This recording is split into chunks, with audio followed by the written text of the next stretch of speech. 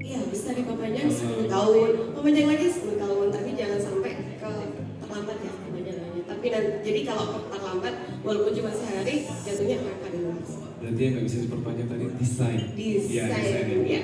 Oke, kita lanjut ke Bapak Aldiansyah Pradana sebagai analis kekayaan intelektual. Warahmatullahi wabarakatuh. Selamat siang Bapak Ibu sekalian. Perkenalkan di sini saya Aldiansyah Pradana Putra, JFQ di seksi inventarisasi KI Komunal, analis KI sekaligus juga verifikator dari KI Komunal juga. Lanjut Mas. Ya, jadi kekayaan intelektual komunal ini berbeda dengan jenis-jenis kekayaan intelektual komunal, kekayaan intelektual yang telah dijelaskan oleh narasumber-narasumber sebelumnya maupun narasumber selanjutnya. Jadi di kekayaan intelektual komunal ini kepemilikannya itu bukan personal, bukan atas nama saya, atas nama Bapak Ibu sekalian atau mungkin atas nama perusahaan tertentu. Tapi untuk KI komunal kepemilikannya biasanya umumnya adalah pemerintah daerah. Jika masih ada kelompok masyarakat adatnya, maka kelompok masyarakat adat dapat bertindak selaku kustodian dari kekayaan intelektual komunal itu. Jadi kekayaan intelektual komunal terdiri dari 4 jenis. Yang pertama adalah ekspresi budaya tradisional yang didefinisikan segala bentuk ekspresi karya cipta baik berupa benda maupun tak benda atau kombinasi keduanya yang menunjukkan keberadaan suatu budaya tradisional yang dipegang secara komunal lintas generasi.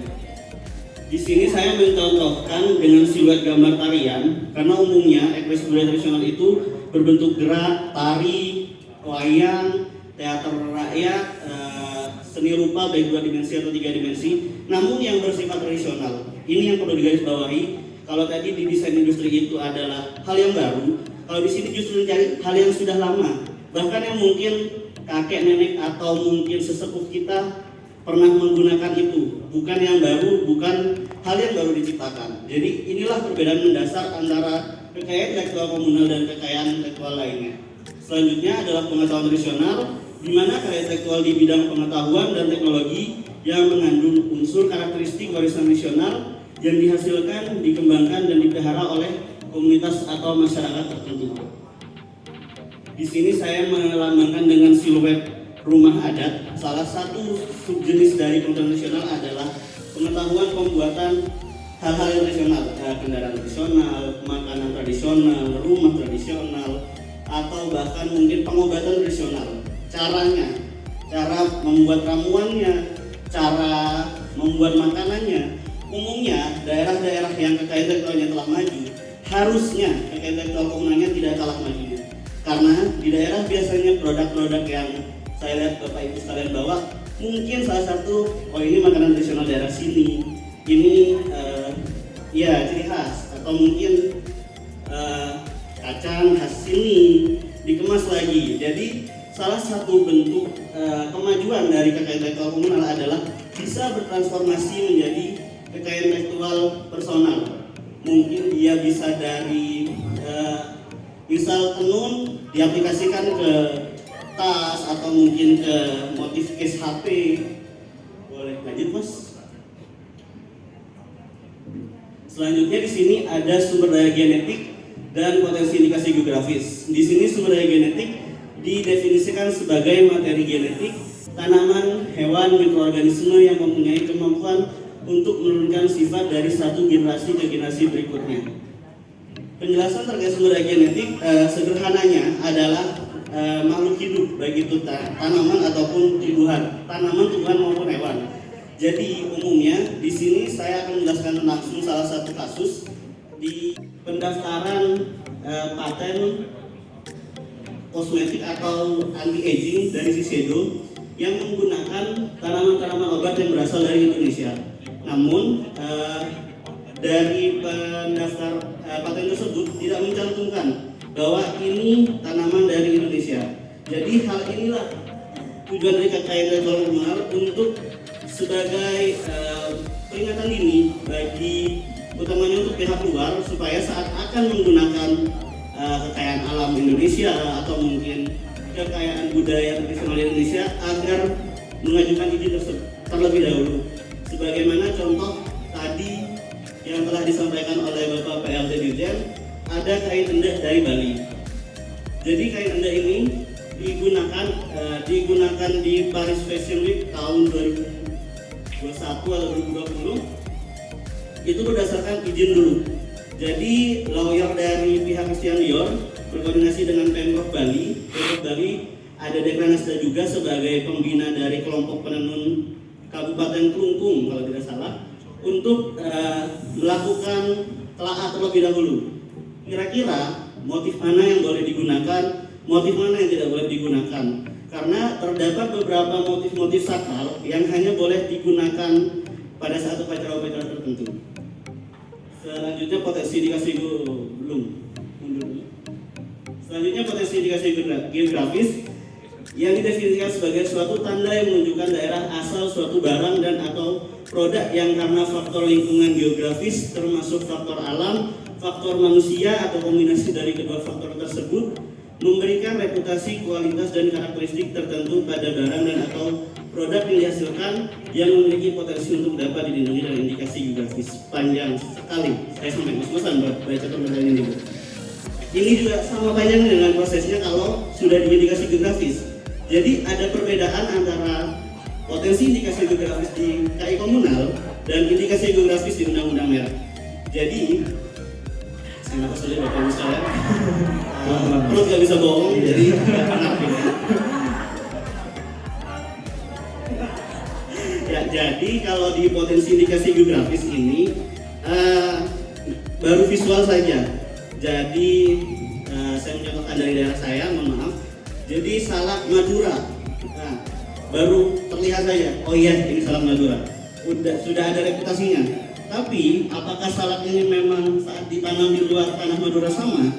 Nah, itu di potensi indikasi geografis kita belum melihatnya. Kita masih tutup mata.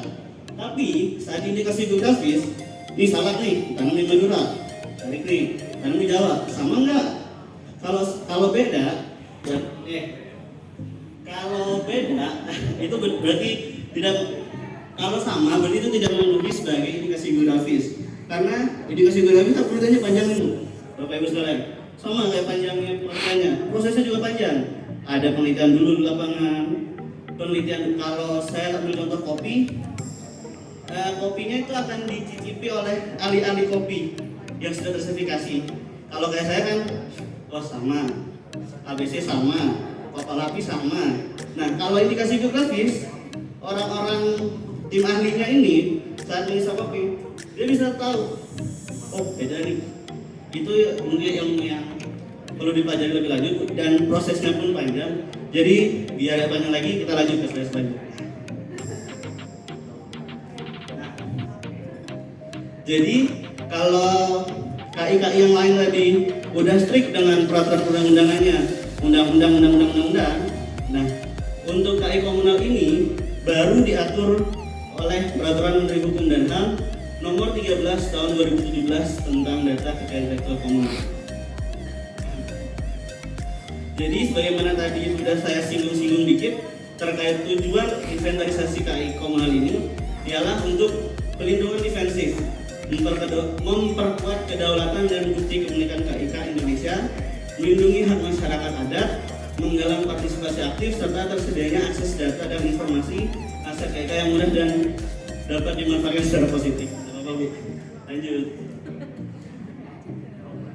Nah, jadi ini persyaratan dari permohonan pencatatan kekayaan intelektual komunal. Jadi mengisi formulirnya ini ada di lampiran Permenkumhamnya. Lalu surat pernyataan, data dukung berupa gambar, foto, video, dan lain-lain. Serta karena ini tradisional dan kepentingannya untuk melindungi aset-aset kebudayaan bangsa, jadi tidak ada biaya. Sama sekali tidak ada biaya. Mungkin biaya kalau ibu mau nyicipin makanan tradisional, beli dulu baru dimakan. Atau bisa bikin sendiri, itu juga beli dulu bahkan. Lanjut ke slide selanjutnya, Mas. Nah, jadi ini gambaran umum dari prosedur pencatatannya dulu. Di sini ada koordinasi kustodian dengan Pemda terkait surat pernyataan.